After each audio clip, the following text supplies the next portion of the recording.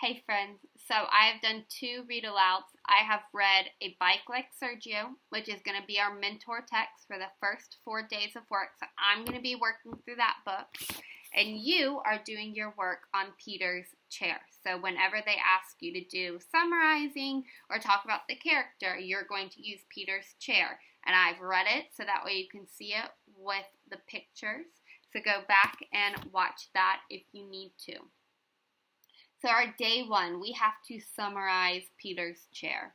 And to do that, we have to retell it. And when we retell and when we summarize a text, we only include what is important. We want to include the characters, their names. We don't just want to say he or she, because if somebody else who has never read Peter's chair or A Bike Like Sergio goes to read your summary, they're not going to know who he or she is. So we have to include our characters' names and the events that happened throughout the story. You just can't say they went outside or something general. We have to be specific with our summary. Then we want to talk about a bit about what the character might want or some things about the character.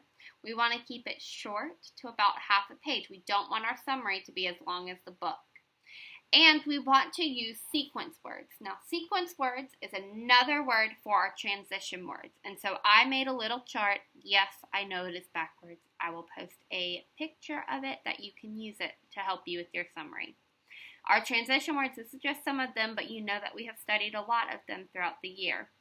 We have first, then, next, finally, in the beginning, in the end, also, another, and, but, or so.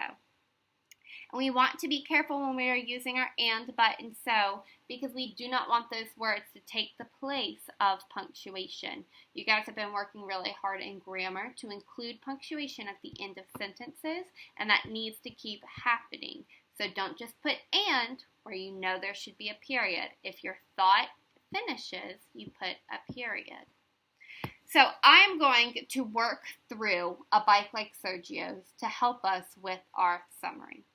And our summary, it might help you first to go back through the story and see how it began. Okay, so I see Ruben, and it looks like all of his friends have bikes, but he doesn't have one. And I know that they are talking, and Sergio tells Ruben, hey, ask your parents for a bike. But things are a little different between these 2 friends.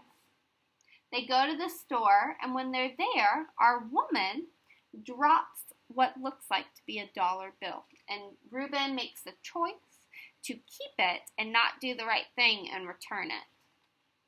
When he gets home, he looks at the money again, and he is shocked to find out that it is a $100 bill. And it makes him feel a little uneasy. We know that because he says, my hands are shaking, and he realizes that he might not have done the right thing. He goes on to school the next day, and he just dreams about having a bike. Then he goes to the bike shop with Sergio, and he finds the bike that he wants, and it is perfect.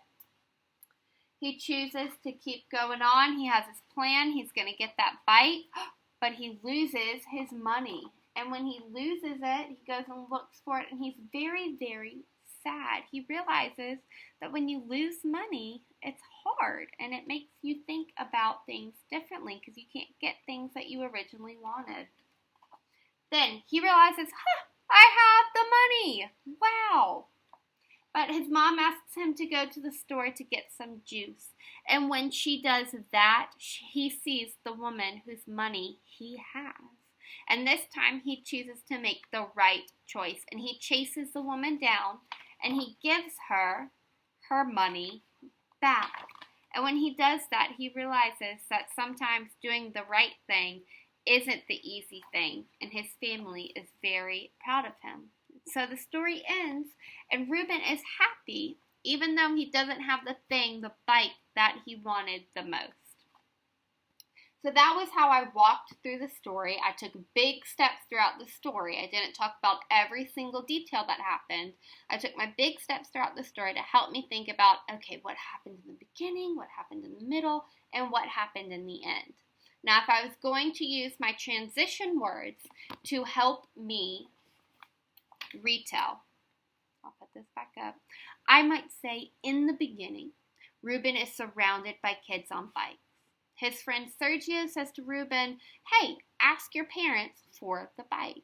But Ruben knows that his parents are a little bit different and his family is a little bit different than Sergio's. Then Ruben sees a woman drop $1 at the store and he chooses to keep it so he can get the bike that he wants. In the end, Ruben discovers it is a $100 bill.